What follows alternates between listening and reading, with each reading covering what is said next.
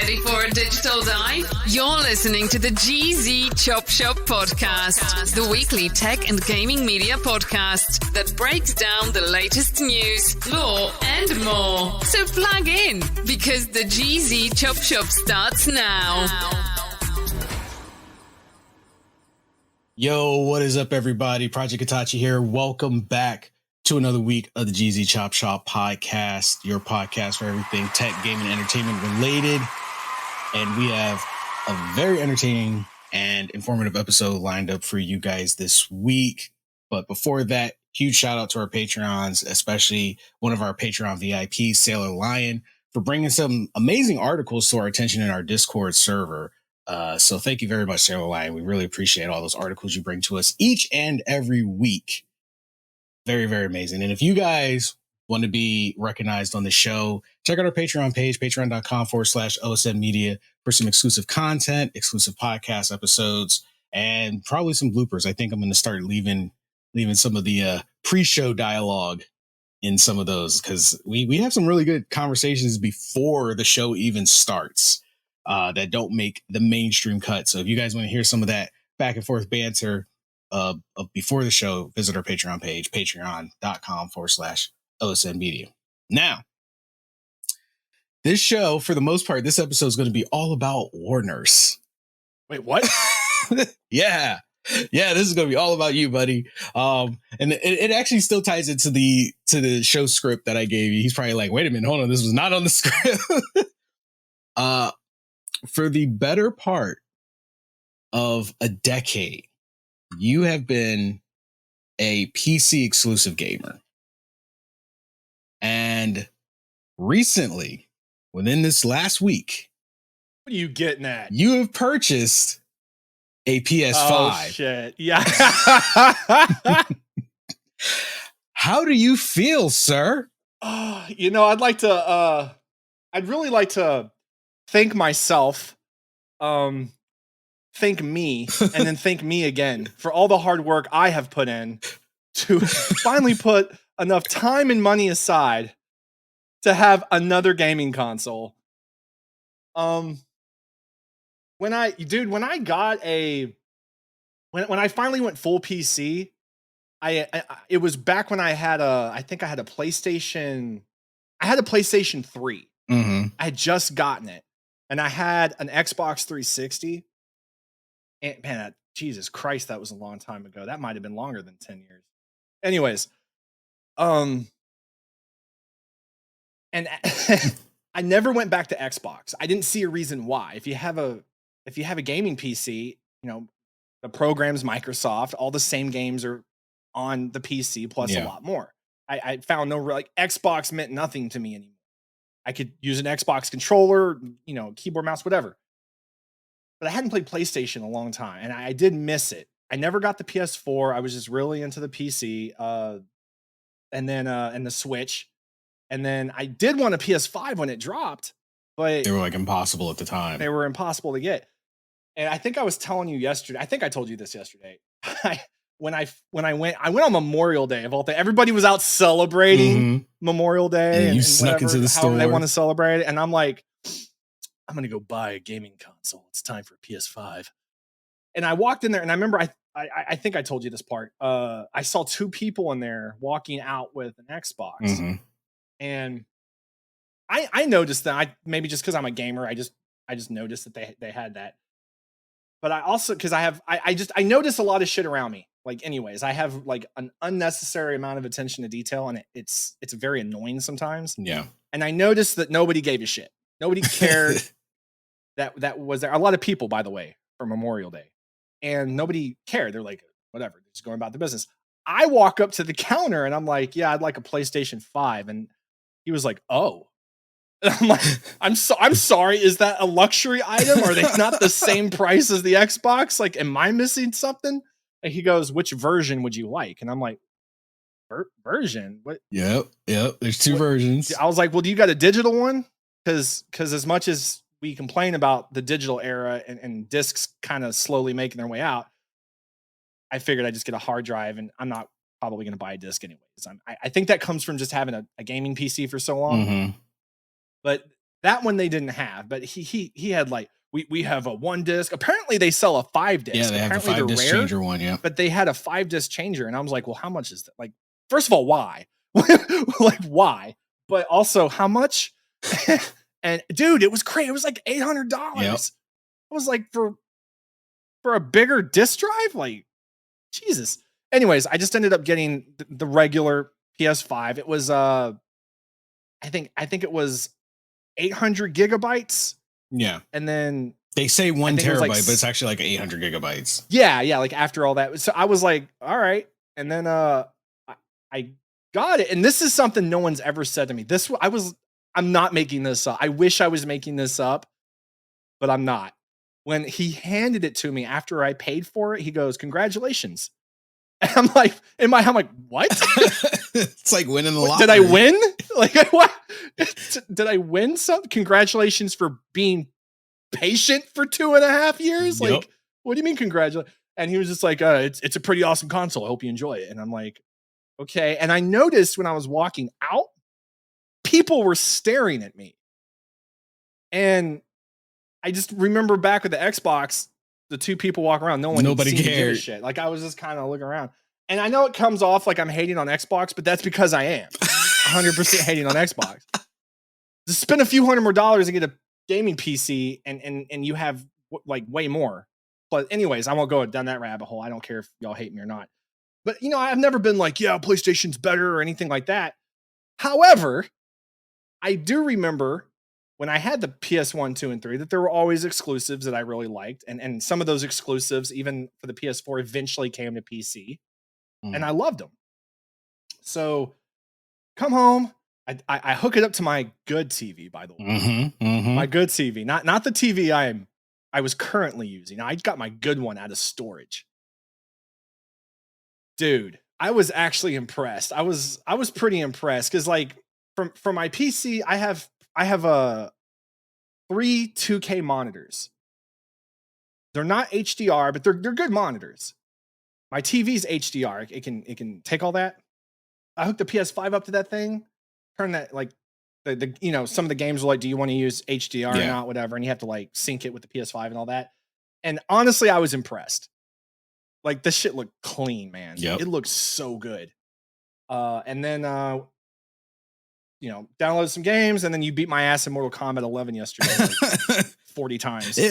But to be fair, to let everyone know, it wasn't like I just went in there and beat his ass. We had some decent back and forths.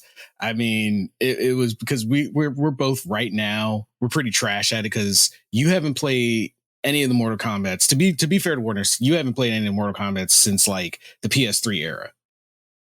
Well, I had a PS3, but I didn't have Mortal Kombat on it. So probably even before it. So like PS2 probably. PS1, PS2, and like the Nintendo versions, like way Super Nintendo versions, dude. Yeah. Like I think PlayStation 1 was the last ones I remember consistently playing. Because I remember yesterday trying, I remembered some of the original combos, and you were laughing at me because you're like, yeah, why would you do that? Like, why would those be relevant anymore? I'm like, I don't know. What if there's a secret? I mean, like, there was just the gaming part of me, like. But some of the old ways fucking trying pretty anyways. Well.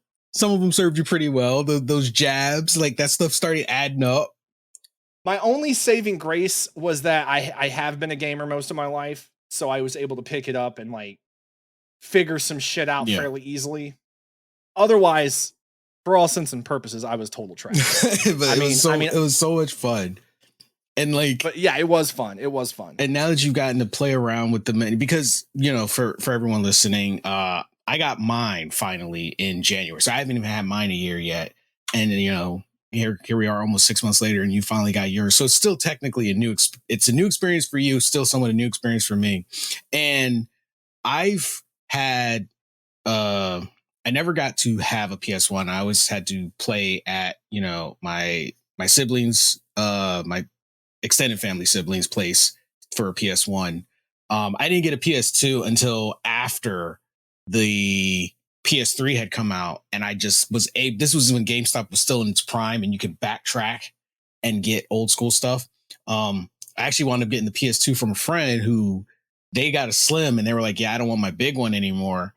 So instead of going to GameStop, I'll just give it to you. which was awesome because like that was when consoles were like everywhere. It was like, you know, getting your hands on consoles. They were like trading card games. Yeah, so he just gave me his old school PS2, which I still have to this day. Yeah, you didn't have to like hook them up and like have an account and shit. Exactly. Like, so I was like, sweet. So, you know, that's how I got a PS2, but I already had a PS3. That's how they got us. Why did that just occur to me? What? That's how they got us. They got more money because we no longer get to share consoles like that. Yeah, because you have to go out and buy. Yeah, you got to go out and buy your own and have an account. And because before they were only making that money off of the games and memory cards because you needed your own memory card if you wanted to save your progress. And that was the other thing. You could go to your friend's house, play on their console, and save that progress for when you bought the game yourself. You didn't have to start over. Core memories were just unlocked. I totally forgot about that. Yeah. Those were the days. They did away with that because they were like, well, wait a minute. Why don't we just make everyone buy their own console? Which is why kids don't go outside and play anymore because all of them have to own a console to play a game together. Are you going to get that new VR headset they have? Absolutely. Probably not like right now because I know it costs more than the actual system. So I'm going to go see what options or maybe like try to catch a sale. Maybe I got some credit somewhere because, you know, I use Newegg, you know, GameStop every now and then. So I'm going to try to shop around before I commit to it. But I've heard amazing things about it. That VR is insane. I was not expecting it to be that immersive and graphically epic. I mean, by all means, it has its bugs. Like it's not perfect. It is absolutely at the beginning stages of what we would want virtual reality to be and what we think it'll be down the road. Yeah. But I just remember I had it on. I felt truly like I was fucking in another world. I felt like I was actually teleported to another world. As close to isekai as you can get. It really was. I'm like, what is this? And like, I was losing my balance and like, the world was messing with me. But it was really cool. And the fact that my mom got all that before me. And that's the real kicker is the fact when your parent has the more advanced gaming hardware before you do. And you know, it's funny, but you can't sleep on that generation. Like the tail end of boomers and Gen X, I like millennials and Gen Z, we give them such a hard way to go, but we got to realize a lot of stuff we have wouldn't even exist or be as popular without them at least trying it. That generation, letting it stick around because they could have let the trends die, but they didn't. It got popular enough at the tail end of that generation that our generation was able to just fully explore it and enjoy it to its fullest. And now look where we're at. Yeah. I mean, imagine if gaming came out and everyone was like, this is a stupid waste of time completely. It could have died. Nobody bought into it. Yeah, they could have completely killed it before we even got to really enjoy it. And it's funny you mentioned the VR thing. I think it's something about that generation because I got my mom a MetaQuest 2 a couple of years ago as a Christmas present because my uncle, he and his wife, they have it and they would bowl together. They would, you know, he would be downstairs, she would be upstairs and they'd bowl together and they were always telling my mom about it. And, you know, she got to try it out when, you know, our house was getting worked on. She got to try it out and she liked it. And I was like, you know what? I think I'll get her one. She seemed to enjoy it. I didn't realize how much she enjoyed it. When I got her the MetaQuest 2, to this day, she uses hers more than I use mine.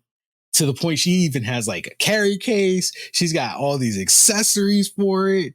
I'll like sometimes knock on her door, like ask her like what she wants for dinner or something. And she's like, she'll be like, what? And I'm like, what are you doing? She's like, I'm on the beach. And I'm like, she's like, I'm on the beach. Yeah. I'm like, what are you talking about? Let me live my life. Yeah. I'm like, but you're in your room. I'm on the beach.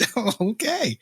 And she's done like all these cool things in VR. And it just made me realize, I'm like, you know, she might not be a gamer in the sense that we consider gamers, but I told her, I was like, Mom, you're a gamer. Like, you just didn't find your niche of gaming until your niche of gaming didn't fully flesh out until now. Like VR is your gaming. Like you may not have been a console gamer, you may not have been a PC gamer, but being able to be somewhere else without being somewhere else, that's your genre of gaming. You're a gamer. It explains why I'm so much of a gamer, because I know my dad was a gamer. And I'm like, oh, see, my mom was a gamer too. So I'm like 2 times the gamer. Like both of them were gamers. You know, on the subject of virtual reality, having recently rewatched all of Sword Art Online, like I recently, beginning to end, and then I rewatched Gun Gale Online, and then finished up some of the manga pieces that were not in the manga or not in the anime. Got the full story again. And I remember, over the years having conversations, people like, oh, Sword Art Online. Oh, it's 2022, 2023. Where's our Sword Art Online? And on one hand, I'm like, y'all don't want that. No. I don't think we really want that. But on the other hand, I'm after messing with that VR2 headset for the PS5 and how immersive it was, I don't feel like we're really all that far away from having a sort of competitive online immersive gaming world in a similar sense. I don't think we're that far away. Maybe 15 years or so. If considering how fast technology year after year is multiplying and advancing.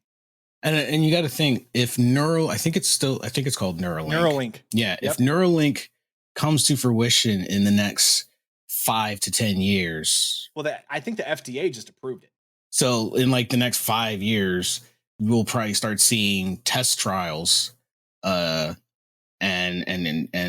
once it's approved for commercial consumption, that will be the next step. It might not be in the time frame of the storyline, because let's be honest, Back to the Future had us already with flying cars and stuff, because it's hard to gauge where we're going to be in 20, 30 years. So it's like, it's awesome to have that imagination that we'll be so far advanced by then.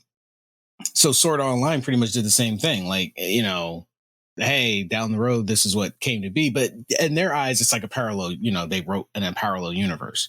But if something like Neuralink comes out, and then you've got things like the PSVR, that's just the next step. Not only put on your VR headset, but be able to sit down and use Neuralink to simulate all the feelings and everything your brain would process in the real world. All that dizziness, losing of balance, Neuralink would compensate for that.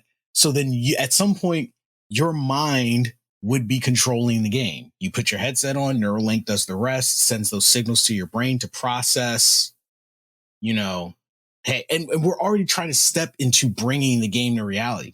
PlayStation's controller that they're working on releasing. Have you heard about that? Perfect time, because now you have a PS5. Oh, you haven't heard about a new controller? So it's not just the Dual Edge. The Dual Edge, by the way, is a phenomenal controller. It puts the Xbox Elite controller to shame. It's their version of the Xbox Elite controller. The Dual Edge I've heard about. I have the Dual Edge. Love it. I don't know if you've experienced haptic feedback from the DualSense controller yet, but it's amazing. When you play certain shooter games, you actually feel the trigger pressure. Like your controller adjusts to the game you're playing, where certain buttons give more resistance. Like you have an AR and you're pulling the trigger, you feel that trigger pressure as your controller vibrates. And it's super amazing. That's why I was saying, if you ever get the chance, play Resident Evil 4. It's a good example of the haptic feedback you'll get. Or Cyberpunk 2077. The way it was meant to be played. So much better on the PS5. Love it. But where I was going is they're working on a controller that's the equivalent of the Dual Edge, but has temperature adjustment. No more sweaty hands. Not even just no more sweaty hands. It's going to reflect the environments in the game to your hands. Oh, hell no. So when it's cold in the game, your controller temperature will drop. And when it's hot in the game, the controller temperature will increase. The Xbox 360 had a controller way back in the day that was overpriced and not that great, but it was cool, like just to, I guess, to say you had, like, it was just a cool thing. I think I know. I think I remember what you're talking about. It was more V-shaped, versus like wide, and it had fans on them, and it was called like the Aero V, or I don't remember, but that's the last controller I remember ever trying that. I mean, it wasn't like temperature control, but it just helped with sweaty hands. I don't really feel like it helped that much. I feel like you just heard and then a fan would break, and then the fucking controller was slippery. Yep. But man, I can't imagine being in Elden Ring, bro, and running through lava. Bro. I was sitting there thinking, I was like, trapped in a blizzard. You're like, I guess I'm gonna die because I can't pick up my. I'm sure it won't get that excessive, but it would be funny. Yeah, it's just like controller's like going to be warning you, like, hey, you're in lava now. Like, I'm sure they're going to have a threshold of like where it can, as low as it can go and as high as it can go. But that's an interesting concept. It is, and that's something with Sword Art Online, having rewatched all of it and reread a good chunk of it, I was reminded how, and there's a lot of mixed reviews with Sword Art Online, especially as you get into the later seasons. And I think the 2 or 3 middle seasons just didn't get received that well, but I disagree. It showed all sides and emotions and the mentality of all the different gamers, for better or worse. It really was able to portray how we feel when we're in these games, and what they do to us emotionally and mentally, the joy they bring people, and then the other side, how really awful people can be. And I wonder, when VR, it's a matter of time before VR gets to that point when we can do something along those lines, competitively or fantastically for fun in a great fantasy world or whatever. It's a matter of time before we get to that point. And I wonder what rules and regulations might look like when we get to that point. If we achieve that point, one thing's for sure, we don't even want to put regulations on AI. Yeah. The outside world is definitely going to change, because to get people to go to the outside world, you're going to have to give them a reason, other than going to work. So you'll start seeing more of that stuff available. Playgrounds will probably get replaced with virtual playgrounds. Robots roaming the streets. We might get into that kind of future where that no longer is just a fantasy, but starts becoming a reality. Speaking of robots, I started a new job recently at a new hospital. Yeah. And I haven't interacted with their robot very much, but I'd seen it not walking around. It'd be really eerie seeing a robot walking around like it is, but it's strolling around. So I don't know how, if you've been in a hospital the last time, but there's certain points in the hospital where you can walk up. Usually it's for employees, but you can wave your hand to open some double doors. Mm. I'm sitting here in this corner and I'm just charting, like I'm just chilling. And I hear a and then ding, ding, and I'm like, huh? It was the emotions of the robot being portrayed on, I guess not emotions, but like its reactions to like its surrounding. And I just kind of like, huh? And I see this robot just coming around the corner, like about 5 feet tall or so. And it stops at these double doors, and its head has like these lights on it that change color, and it goes like fucking robot. No, I can't make robot noises, but you know what I'm saying? Like it was just like bing, bing, bing, bing, bing. And I'm like, I don't know why the robot in my head sounds like a ukulele. This fucking arm, bro. I'm not making this up. This arm just goes and like waves in front of the hand waver, And then the doors open, its eyes change from pink to blue, its head turns back forward, and it goes ring ding and just I can't make any robot noises worth of shit. But it's like arm retracts, it's like and like fucking just drives away and like its other arms like holding shit. I'm like, what the fuck was that? And everyone's just chilling like that was normal. And I'm like, that's not normal. It will be. We do this on our show. We talk about AI. Y'all are okay with this shit? And when I've seen it going around a couple times with its eyes red, I'm not playing, dude. What is its purpose? There's, and this is, I don't know how much, I can't imagine how much this fucking robot costs. But it goes to different units and it collects like tele boxes and like telemetry boxes that read like heart monitors, basically, amongst other things. It collects them. I don't know what else it does. A few activities like that. Like it collects certain things from certain units and then takes it back and then back and forth and replaces stuff. And I'm like, I don't know how much that robot costs, but you mean to tell me out of all the employees in this hospital, there wasn't one fucking person you could find I was just to do that one job as just part of their job? I was just thinking that. And I imagine if I don't know. I don't know what kind of robot it is. I'm sure I could look it up. I can't imagine it costs anything less than a 10 grand. I had no way it costs fucking less than my car. It's a fucking robot, dude. It was, you know, You're probably right. I don't know, but that advanced, yeah, it's probably like 40 grand. But like, really, like nobody could just have that added to their job to just take a few minutes out of their day to go get something and put it somewhere else. I don't know if well actually you have noticed, because we had the conversation about in the video, but like truly notice AI is already fully integrated into our lives. We're beyond the point of going, stop, let's rethink this. We're already way past that point. Almost every website, major website or application has AI integrated into it somehow. And we've talked about in previous episodes, you know, people were like, oh, AI is not going to replace humans, jobs, blah, blah, blah, blah. And I was saying, like, everyone's going to say that until they look and realize, oh, crap, and it's too late. We're already at this point because even simple things like Elementor, I use Elementor for our website. They have AI integrated into it now. What? Yeah. AI is integrated into a website builder. Everything is using social media, content management systems, AI integration.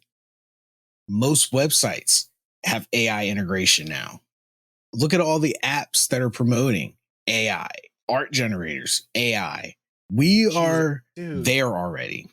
It is so crazy. Like AI was not in our, it was in our vocabulary, but it wasn't on our mind. Even this time last year, AI was not being circulated as a regular part of conversation, whether it was online or through the media or in our day-to-day lives. It wasn't. You weren't seeing that much about AI just a year ago. And it's insane to me how much it's blown up. And I don't know if it necessarily was because of the chat, was it Chat GPT? GPT, yeah, is at the forefront. I'm guessing maybe that's just the program that kind of pushed it over the edge and made it explode. And I mean, even after all the shit that we've seen happen with that, still no regulations. That's just crazy to me. And you know, I cannot for the life of me think of there's a technical scientific word for it.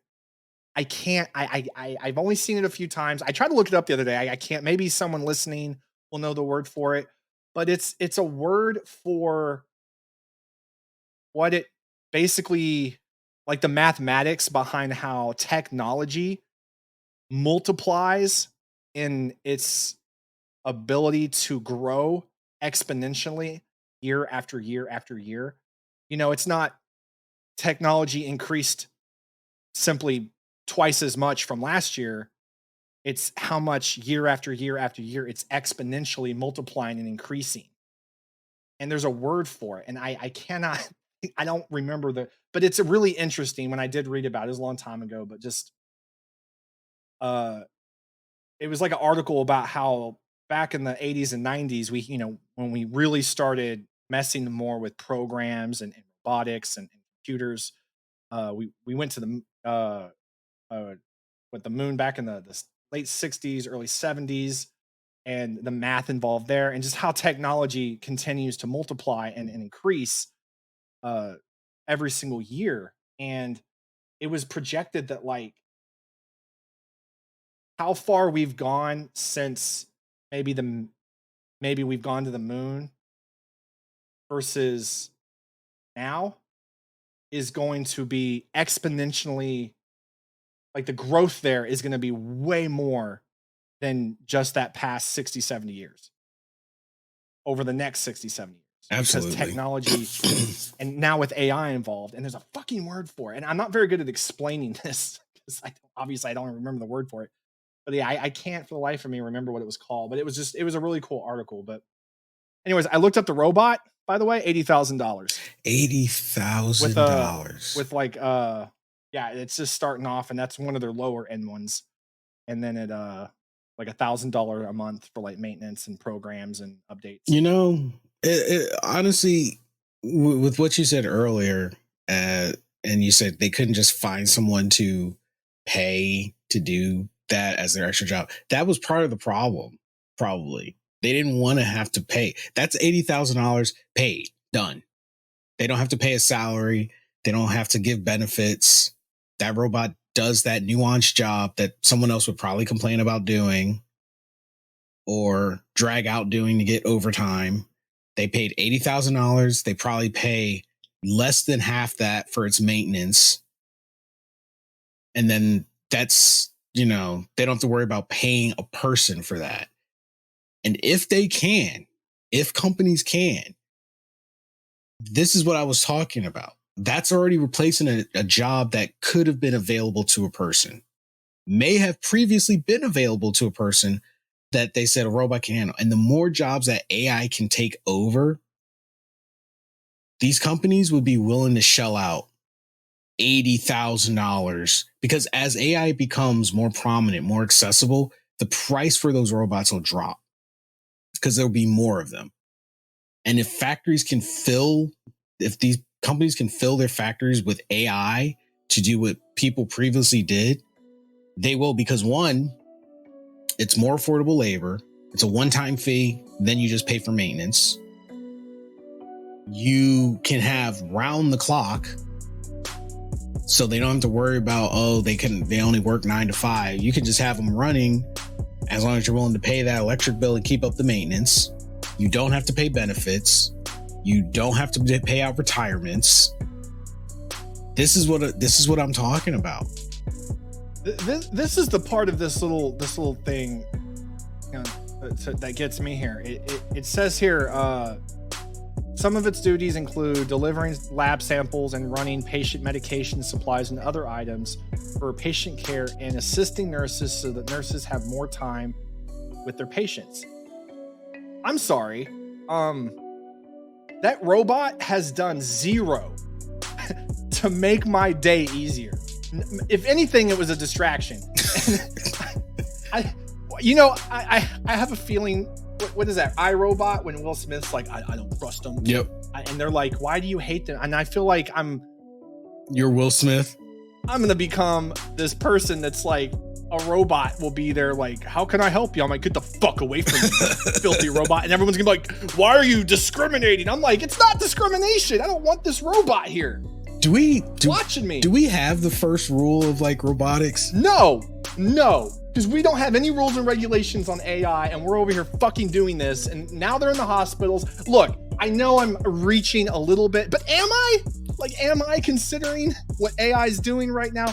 I'm not trying to go down a rabbit hole. I'm just calling a spade a spade. Like, I don't know. I just see me in a situation where someone's like, you shouldn't be hate speech towards robots, and I'm like, it's not hate speech towards robots. They're not a thing yet. Like they're machines, and they're, you know, like I can just see I'm gonna become fucking Will Smith. Yep. Yep. We're pretty much already there. It's just we still got some more building to do, but we're pretty much there. But anyway, guys, let us know your thoughts. What do you feel about an $80,000 robot rolling around in the hospital? Is that a great thing? Is that a scary thing? They want to pay me $80,000. I'll gladly do some of those little chores. Yeah. But see, yeah. But we love to hear your guys' thoughts. And if you are a console owner, what console do you own? Do you like it? If you're a PS5 player, hey, War Nurse is back on the map. let's introduce some amazing PS5 games. Anyway, that's all we got for this episode. You guys have been amazing. Take care of yourself and each other. We'll catch all you wonderful people on the next podcast. Later.